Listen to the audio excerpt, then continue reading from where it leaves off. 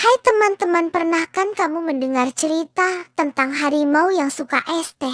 Kalau belum dengarkan cerita ini baik-baik ya. Si harimau suka es teh di sebuah hutan tropis yang hijau dan lebat. Tinggallah seekor harimau bernama Tama. Tama tidak seperti harimau lainnya. Ia tidak suka berburu rusa atau berendam di sungai berjam-jam. Ia juga tidak tertarik mengaum keras-keras untuk menunjukkan siapa yang paling kuat di hutan. Tama hanya tertarik pada satu hal, es teh manis. Ya, kamu tidak salah dengar. Es teh manis, dingin, manis, dan segar itulah yang membuat Tama tersenyum sambil mengibaskan ekornya dengan bahagia. Awalnya, semua penghuni hutan heran dengan kebiasaan aneh Tama. Setiap sore, Tama akan berjalan turun ke pinggiran desa, diam-diam duduk di dekat warung milik Burani, seorang penjual makanan ringan. Ia akan menunggu dengan sabar sampai Burani berkata, "Wah, Tama datang lagi ya, mau segelas es teh?" Seperti biasa, Tama akan mengangguk pelan, lalu menjulurkan lidah panjangnya. Begitu gelas plastik besar penuh es teh disodorkan ke arah moncongnya, seruak, dalam hitungan detik, es teh itu ludes. Rahasia di balik kesukaan Tomo sebenarnya. Bagaimana bisa seekor harimau suka es teh? Beberapa tahun yang lalu, Tama tersesat di desa ketika masih kecil. Ia kelaparan dan haus, lalu menemukan gelas es teh sisa di atas meja di teras rumah warga. Karena tak tahu apa-apa, ia menjilatinya. Sejak saat itu, ia jatuh cinta, entah kenapa. Rasa manis dan dinginnya membuat Tama merasa damai. Ia merasa dunia jadi lebih hangat, meskipun gelasnya dingin. Masalah datang namun tidak semua hewan di hutan senang dengan kebiasaan Tama. Si monyet, Ucu, pernah berkata, Tama itu harimau, bukan pelanggan kafe.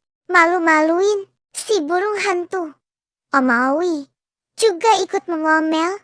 Zaman dulu, harimau ditakuti. Sekarang, disangka maskot warung es teh. Tapi Tama tak peduli.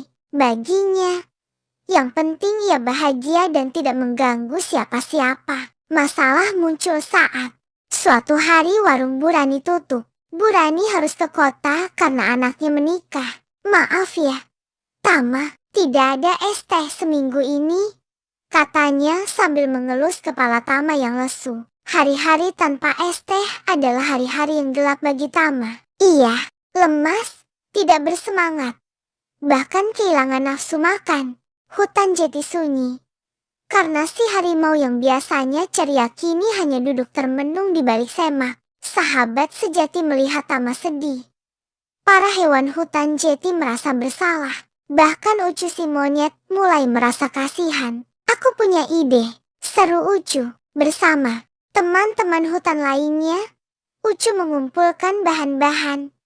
Daun teh dari kebun dekat hutan, gula merah dari pohon aren, dan es batu dari lemari es tua yang ditinggalkan di pondok penjaga hutan. Mereka bekerja keras.